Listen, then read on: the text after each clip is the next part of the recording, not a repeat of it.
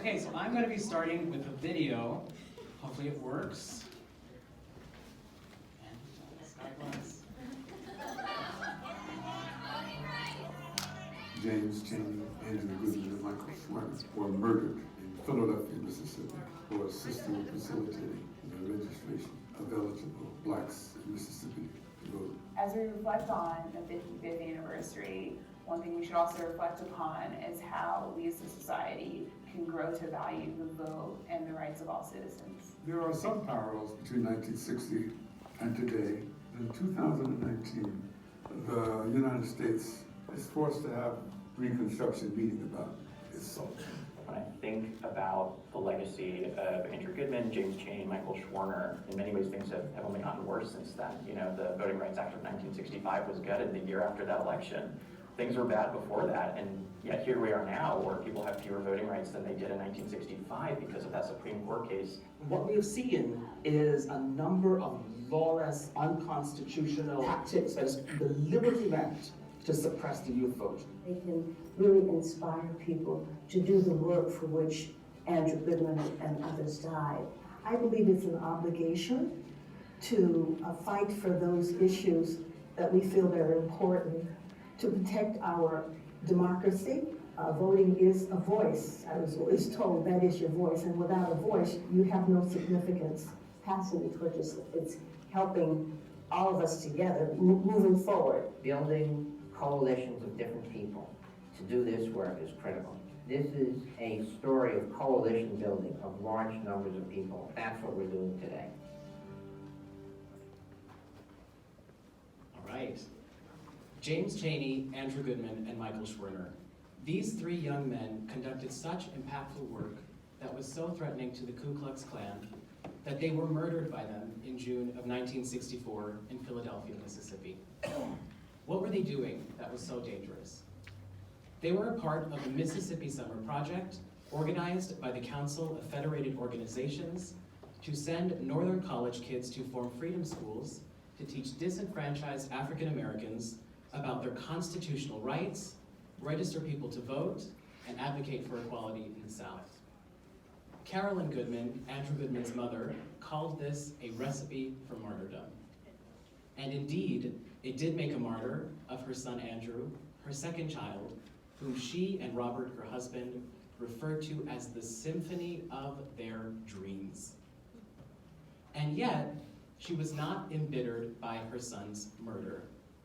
She so appreciated and respected his work, our work, that she set up the Andrew Goodman Foundation in his memory to continue our work and enable college students to live the legacy of the civil rights movement. Which brings me here to you all. My name is Cyrus Commissariat. I'm an Andrew Goodman ambassador at Arizona State University. I'm a third-year student at ASU, majoring in political science, history, and French. And that's right. And according to a pin on my backpack, I stan democracy. Interestingly enough, though, 110 years ago, I would have been required to pass a literacy test to vote in my home state of Arizona. This critical piece of history is so often left out of the textbooks that I myself, a student of Arizona's history, was unaware of it until last week when I was writing this speech for you beautiful people. The 1910 Territorial Legislature had a problem. The state was voting increasingly Republican, and the majority party in the legislature was made up of conservative rural Democrats known as Pinto Democrats in Arizona. They noticed that one growing demographic in particular was supporting the Republican Party. Now these were Mexican Americans who spoke Spanish as their first language. Specifically, Mexicans who had remained in the state following the American victory during the Mexican-American War.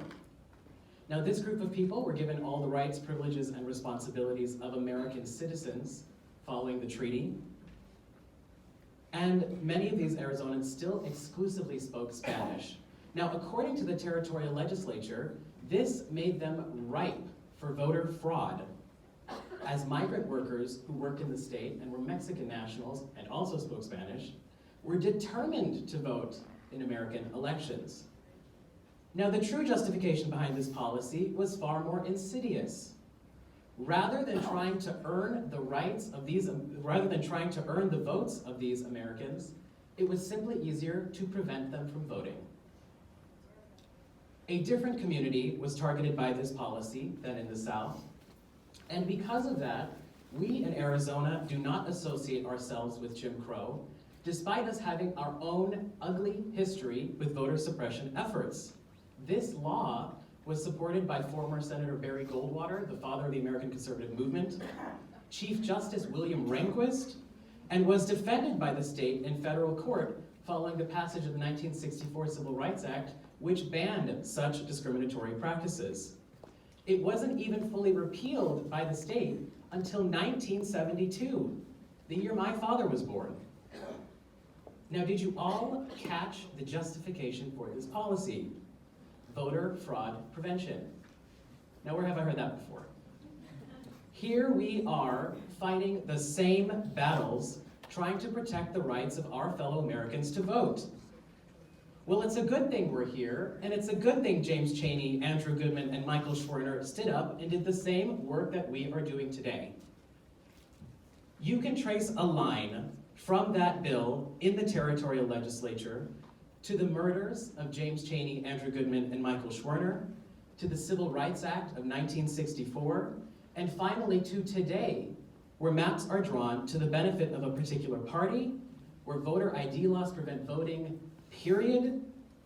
Now, I'm not telling you this to discourage you, I am telling you this to empower you.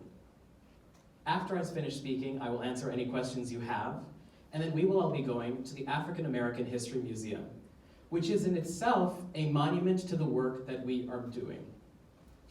This museum cannot tell all of our stories, but in it we can see a crucial part of American history, not just African American history, but American history. Efforts to suppress the African American vote were the precursor to efforts around the country to suppress the votes of people with whom we do not agree. The literacy requirement that I spoke about in Arizona was based off of Southern laws that were used as early as the 1890s to disenfranchise African Americans. And if you're brave enough, you can even try to pass one of these tests in the museum tonight. And so in this way, it is fitting that we are concluding our time together in this memorial to our work. And so I will leave you with this. We are continuing this work so the next generation of voters will not have to. We know the battles we are fighting because they are familiar ones that generations before us have fought and won. Who could be scared with all the organizing power that I see in this room today? The challenges we face are serious, but we have proved time and time again that we are up to them. Thank you all so much for listening to me, and thank you to the incredible teams at AGF and SLSV for putting this event on.